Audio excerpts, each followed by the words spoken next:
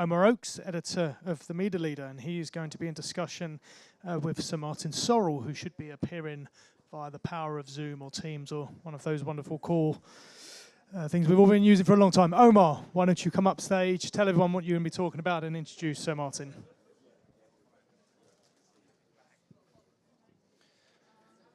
This is the point at which we pray there are no technical glitches. So hopefully, Sir Martin Sorrell will appear. I can hear a voice, but we can't. We can hear you, Sir Martin. We're just waiting for you to appear in front of this packed room in London. I can see you, and I can see some of your audience. One or two extra chairs, so it's not that bad. There you are, Sir Martin. You're on screen now. Hello. Everyone's very pleased to see you, and they're smiling at you. You're in Denver, Colorado, are you not? We're very. No, I'm not.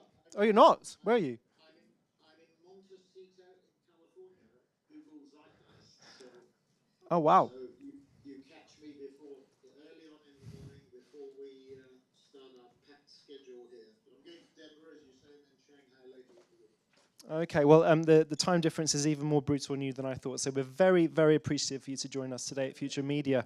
And so, in preparation for this call, just to let the audience in, so when I spoke to you, Sir Martin, and told you that we're going to speak about Media 3.0 today, and you asked me, what's that? And I said, well, basically it's about media, advertising, this industry becoming more complicated, more fragmented, and how do we all navigate that? And our agencies, such as S4 and others, geared up to it, and how are you navigating it? And you actually push back. You have quite a different view on that whole thing. Explain why. What's your view? All right, so before I start, I don't want to start on a down note.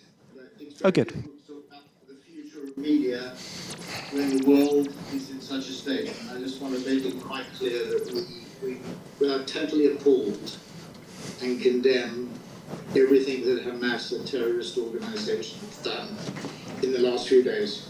So, emotionally, it's an extremely difficult time. So having got that off my chest, Thank you. About the future, these matters, Omar, pale into insignificance at a time when there is an existential threat to the Israeli nation. So, with that as background, why did I push back on your comment? To me, the numbers never lie.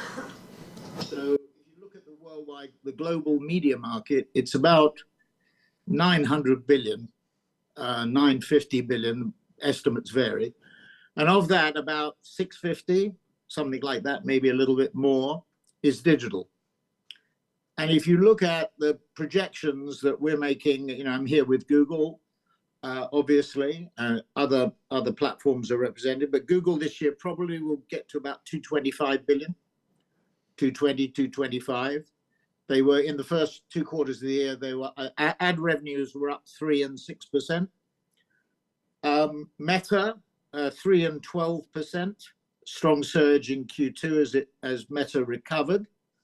And Meta will probably be about 120, 125 billion. And Amazon was up 22 and 21% in Q1 and Q2 in ad revenues, and will probably hit about 45, maybe even get more. My view is that Amazon and retail media will go to, representing retail media, will go to about 100 billion. Everything else sort of pales into insignificance.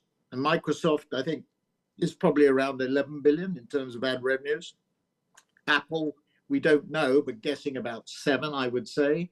Walmart, we think, is around 3 billion, I think, from what I've seen. So retail media is growing. Snap is around 5.5 billion. Twitter has gone from 5, maybe even south of 2.5. I mean, the hate stuff on Twitter following the Israeli crisis, I think has probably diminished. I'm here with CMOs here in California, and my sense is that makes the job that Linda has even more difficult for. But it's 2.5 billion last estimate. So when TikTok, which has made a breakthrough, outside China is about 14 billion versus will be about 14 billion from what we understand, as opposed to 10 billion last year. So what are you saying, Sir Martin? There's no money left for anyone else? Yeah, that's the point, Omar. I mean, I think it's very focused, and AI will drive more, I think, to the bigger companies. I mean, you have to add Nvidia, you have to add Apple and Microsoft. These will be the big players. There will be others. Larry Summers yesterday talked about what he called megacorns. These are companies that will, in America, in his view, there'll be 10 megacorns next year, of which 7 to 8 will be in the United States. These are companies that will achieve $100 billion market caps through the growth and development of technology, not just AI, but other technologies like blockchain and metaverse and everything else, quantum computing and AGI and AI, etc. So, but the basic point, Omar, is I think it's very concentrated, and everybody talks about it's more complicated, and obviously the agencies have a vested interest in making it more complicated. Now, it has become more complicated because of deprecation of third-party cookies and IDFA moves by Apple, to cohorts rather than individual addresses, and that does make it more complicated, I would acknowledge. That's on the data side. So having clean data sets is absolutely critical, and data is the engine room or the engine oil, or the renewables in a more modern way of AI. So my view is life is going to get more concentrated, and just harking back to these tense situations, these terrible situations we have, having strong tech companies is really important from a defense point of view and offense point of view. So, I think the Chinese are making a huge mistake by splitting Alibaba up into 5 or 6 different pieces. The research budget of Alibaba as a whole was de minimis against an Apple, a Microsoft, a Google, a Meta, and was about the same size as Oracle. And splitting it into 5 or 6 means that it's going to be even smaller. So having a strong tech industry, well regulated, because there are issues obviously to deal with, but having a strong tech industry and having strong tech companies is vitally important, not just from the point of view of media or the advertising and marketing services industry, but from the point of view of the state and of the nation. So that's my view. Okay. So fair enough. So given that, what do you think, people in the room listening to our conversation, what do you think that agency groups, the biggest ones, the smaller ones as well, obviously being mindful about what you're trying to do with S4 Capital, what do you think that agency groups need to be investing in? You've mentioned how important technology is right now. Is it all about investment in tech solutions, their own, or working with other partners, or is it actually about the brain power, the talent? Well, I see. Let's go the other end. Let's go to the customers first, the clients. What in my view, and obviously I've got a biased view, I've got a subjective view, because we're a disruptor, we're a challenger, we're digital only, we're data driven, which we think is critical. We're faster, better, more efficient, we think. We have more now. We have more content and assets as a result of AI and the growth of AI, and we're unitary, one brand as opposed to multiple brands. With that as background, that to my mind is the model. I think strategically, although we've had our challenges, strategically that remains where you should be. I mean, the simple fact is, Omar, this year, those platforms I mentioned will probably grow by 9, 10 or 11% in terms of ad revenues. The irony is that some of them have been cutting their ad budgets because they want to become more efficient, but the revenues of digital, that digital piece, that 2/3 of the worldwide media market, that's 650 billion, which will be 70% probably by 2025, is growing this year by 7, 8, 9, 10, 11%. Linear is going backwards. You have this Bob Iger going on CNBC at Sun Valley and saying, he has to do something about ABC, either a sale or a partnership. Hotstar in India lost 37% of its subscribers in Q2. So that's the way of the world. Now, with that as background, what do clients have to do? Clients, I think, have to be more agile. Easily said, they all say it. Agencies say it, but seldom do it. And What's AI holding them back? actually, structure. The biggest problem clients have and agencies have is structural. If you look at the articles in Campaign today, for example, around WPP and the controversy about its share price performance over the last 5 years, what it is about structure. It is a divided structure, a house of brands, better. You sort of got Omnicom at one end of the structure, and you got Publicis at the other end. And Publicis certainly has a better story from a data and digital point. So I would say agility is absolutely key. The verticality inside companies prevents people from cooperating and coordinating. AI, there are 5 areas of AI which we may get into in this session, an enormous amount of time. But what the fifth pillar of AI that we see at the minute is democratization of knowledge. Everybody inside the company knowing what everybody else knows, and that will flatten and will horizontalize, for want of a better word, organizations in a very significant way. So agility is one thing. Taking back control is another thing. I'm here in California, many CMOs here. What's really interesting is many of them, particularly the newer firms, I was talking to one financial services CMO last night, spends about $500 million on marketing. I think its valuation is about 25 billion. And he's doing all of his stuff internally, working actually with us on content. We're driving his internal studio. So taking back control, because after the great financial crisis, with zero-based budgeting, what people tended to do was outsource too much.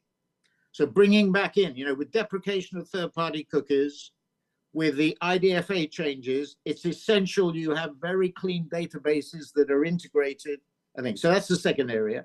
And the third area is what I just touched on, in the sense, first-party data.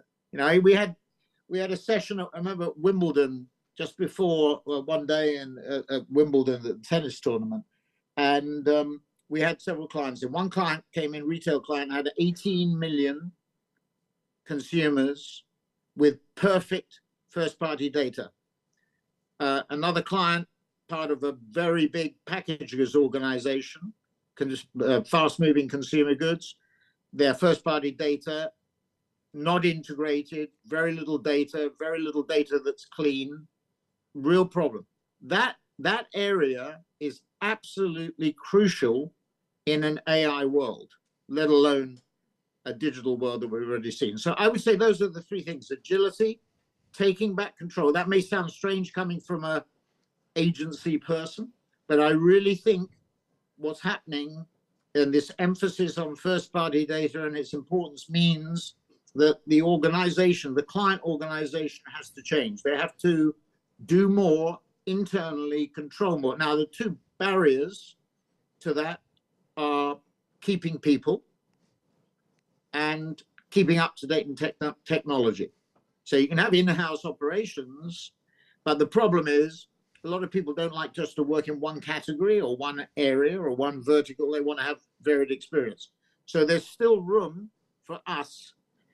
But what we have to do is to work really closely with the platforms, whether the business consolidates, as I think it will, into the bigger hands, or whether there's more fragmentation, whichever route that goes. What is necessary is for us to work much more closely with clients, and for a number of the functions, in some cases, not every case, in some industries, in some areas, to be done more internally. And so in the world that we are living in, this terrible world, this crisis-torn world, the issues with China and US, the issues with Russia and the Ukraine, the issues with Israel, Hamas, Palestine, Iran. I mean, Iran is the driver of all this, I think, in the region. These issues, are very dangerous issues, and they mean that 2 things are happening. One is geographical fragmentation. Clients are picking markets much more carefully than they did for the last 50 years. Last 50 years, free trade ruled, reduction of tariffs. Where you planted a flag, it didn't matter as long as you had population growth and economic growth and GDP growth, it worked.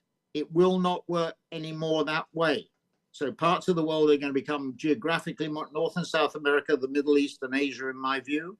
Europe is going to be more challenged because clients see it as a cost base. And the other thing that's happening, apart from geographical fragmentation, is digital transformation. If you're in Europe and you're worried about cost, you're going to take out cost and become more efficient through digital transformation, which will be driven hugely by the AI revolution. And not just that technology. It's going to be blockchain, it's going to be metaverse, it's going to be quantum computing, it's going to be AI and AGI. Those technologies are going to drive greater efficiency and effectiveness in a world where it's going to be slower growth than we've been used to, more inflation, and therefore higher interest rates. I don't think we can get out of it. These crises that are happening around the world are just going to drive supply chain problems and make it more difficult. So those two things, geographical fragmentation and digital transformation, are going to be, in my view, the two power drivers of our business. And clients will be focusing more on agility in that world. They had to be more agile. They'll be focusing more on taking back control, and they'll be focusing more on first-party data. The other thing that troubles me, if you said to me, what is the biggest problem in a minute, is clients have got their hands in their pockets. There are so many challenges out there, of which the Middle East situation is yet another one, that clients are frightened, I'll put it as strongly as that, to make significant decisions in turbulent times. And that's the danger here. I mean, the danger from our point of view is that it makes clients too cautious. CEOs exude confidence at conferences like this and at Zeitgeist and everything else.